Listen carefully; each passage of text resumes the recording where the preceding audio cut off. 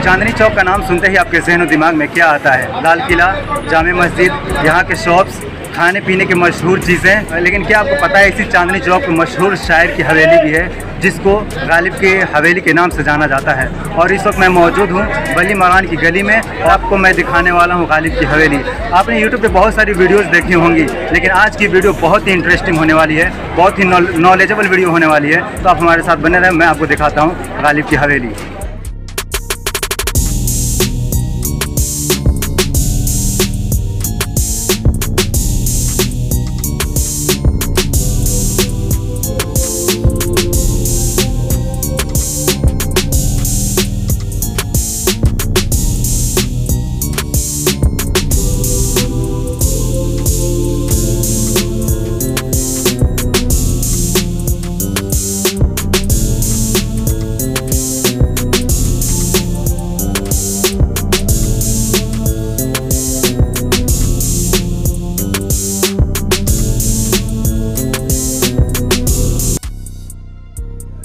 तो दोस्तों फाइनली मैं आ चुका हूँ गालिब की हवेली।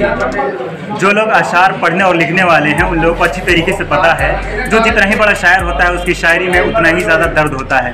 लेकिन अगर गालिब की शायरी की बात करी जाए तो उनके शायर में इसलिए भी दर्द था। बताया जाता है कि उनकी 7 औलादें हुई और उनमें से कोई भी न बच सकी, इसलिए उनकी शायरी में ज़्यादा कहीं और शायरों के मुकाबले में ज़्यादा दर्द हुआ करता था।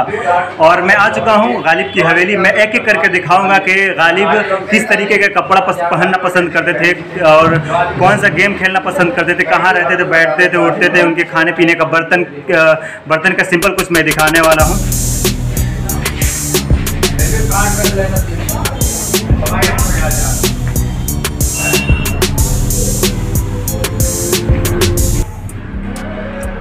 पूछते हैं वो कि गालिब कौन है, पूछते हैं वो कि गालिब कौन है, कोई बतलाओ के हम बतलाएं क्या, कोई बतलाओ के हम बतलाएं क्या। मिर्ज़ा गालिब की शायरी की अगर बात करी जाए तो मिर्ज़ा गालिब पहले फ़ारसी में शायरी किया करते थे। फ़ारसी में 6000 से ज़्यादा उन्होंने अशार लिखे। इसके बावजूद भी उनको फ़ारसी का अशार में कोई मकबूलियत हासिल नहीं हुई। फिर उन्होंने फ़ारसी छोड़ करके उर्दू शायरी करना शुरू कर दी और इतने मशहूर हुए और इतनी उनको इज़्ज़त मिली, पूरे आलम में मशहूर हैं। अगर मिर्ज़ा गालिब की नाम, पैदाइश और उनकी वफ़ात के बारे में बात की जाए तो आपका पूरा नाम मिर्ज़ा असदुल्ला खान गालिब था और आपकी पैदाइश 27 दिसंबर 1797 ईस्वी को आगरा में हुआ था और आपकी वफ़ात 15 फरवरी 1869 ईस्वी को इसी दिल्ली के अंदर हुआ था और आप यहीं दफन भी किए गए।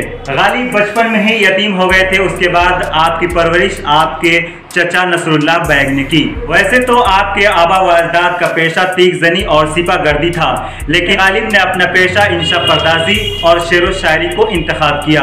गालिब ने अपनी ज़िंदगी बड़ी तंगदस्ती में गुजारी, मगर कोई भी काम अपनी गैरत और खुददारी के खिलाफ न किया। ये तो चंद बातें थी जो मैंने गालिब के ताल्लुक से बताया। और आप अगर गालिब के लेफ्ट साइड में आए तो ये गालिब का कपड़ा है, जो ये बताता है कि गालिब इस तरीके का कपड़ा पहनना पसंद करते थे।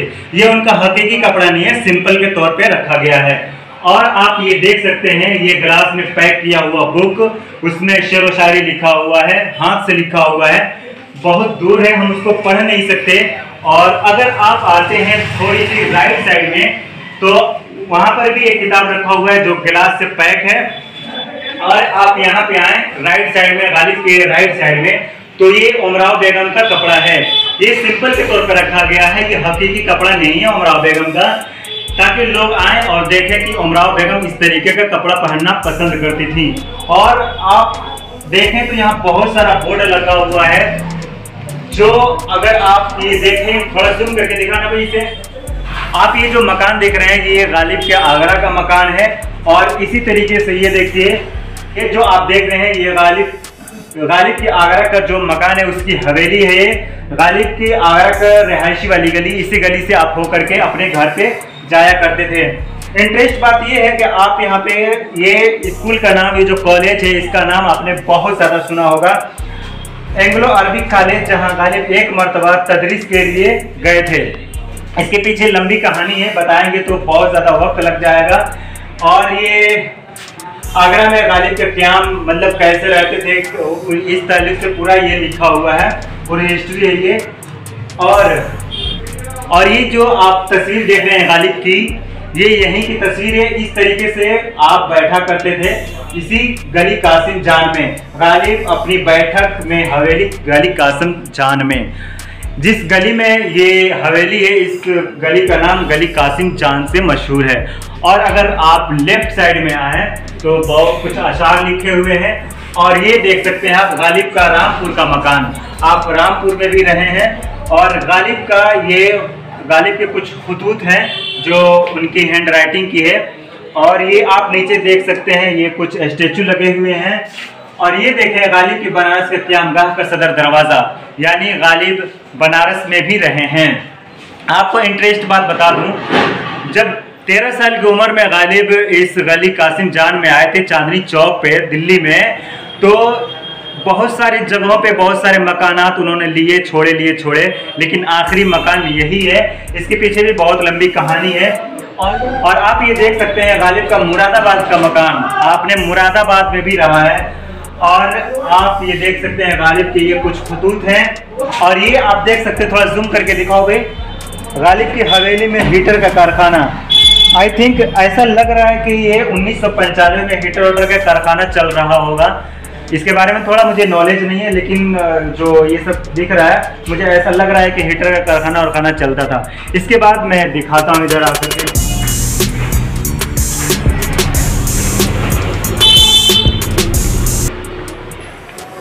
वाह, ऐसा लगता है कि हम अपने बाप दादा के घर पे आ गए हैं, क्योंकि गालिब को हम शुरू ही से पढ़ते हुए आए हैं। यहाँ पे आने के बाद ऐसा लग रहा है कि बाप दादा का घर है, यहीं पे रह जाएं। कितना खूबसूरत, और काश के गालिब आज भी होते। और आप थोड़ा सा इधर देखें, ये कुछ स्टेचू लगा हुआ है, कुछ अशार हैं उनके।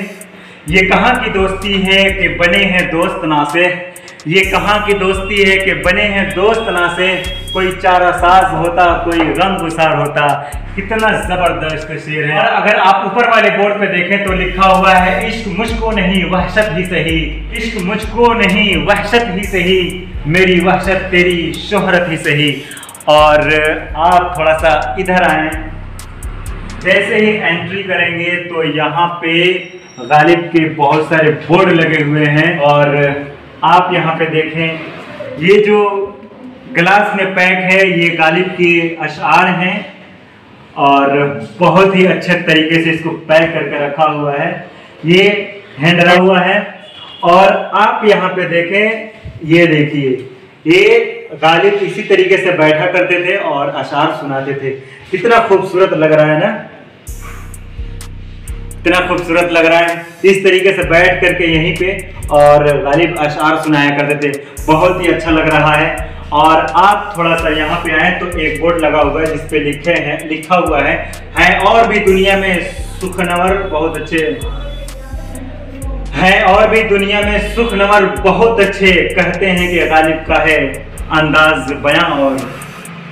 और अगर आप यहाँ पे आए, यहाँ पे आप देखें, थोड़ा सा जूम करके दिखाओ, ये कुछ प्याला गिलास और हांडी लोटा वगैरह रखा हुआ है। लेकिन ये आई थिंक सिंपल के तौर पर रखा हुआ है, हकीकी नहीं है।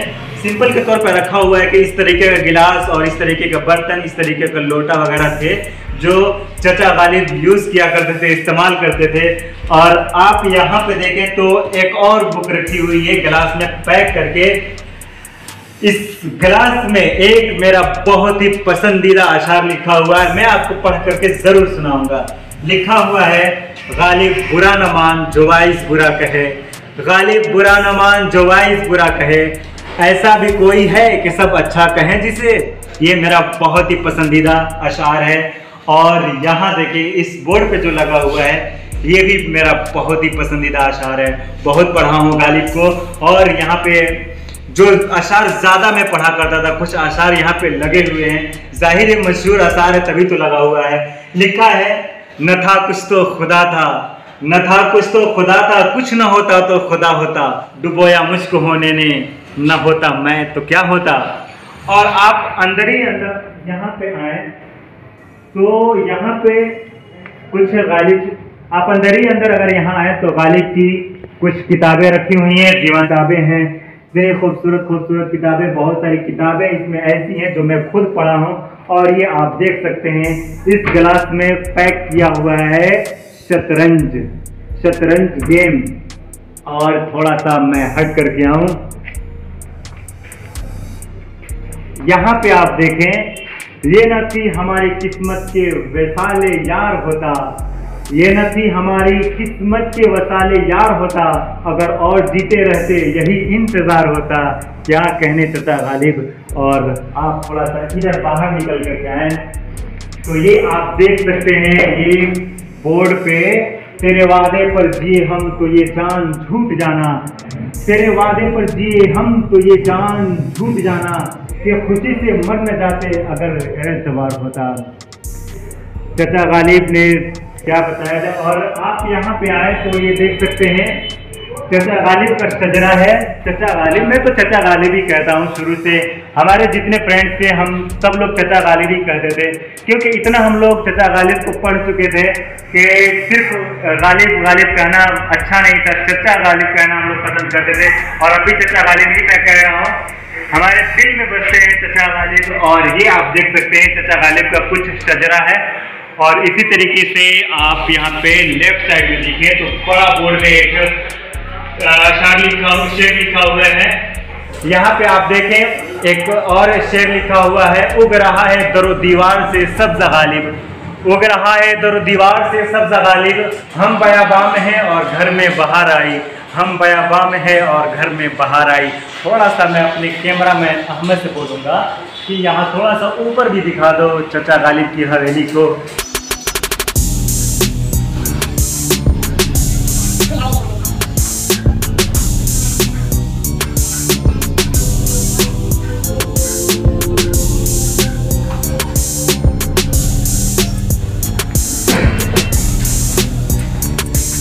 गालिब अपनी ज़िंदगी बड़ी तंगदस्ती में गुजारी, मगर उसके बावजूद कोई ऐसा काम जो उनके गैरत और उनके खुददारी के खिलाफ हो, ऐसा कभी उन्होंने नहीं किया। फिर मिर्ज़ा गालिब जब बहादुर शाह जफ़र के मुलाजिम हुए तो उन्हें हर 6 माह बाद तनख्वाह दी जाती थी। वैसे तो बकिया माह कर्ज लेकर के गुजारा करते थे और सूद दर सूद दे करके तंग आ चुके थे। तब उन्होंने बहादुर शाह जफ़र की खिदमत में अपना तमाम अहवाल बयान किया और गुजारिश की कि उनकी तनख्वाह महाना की जाए। और ये अहवाल भी शायराना था।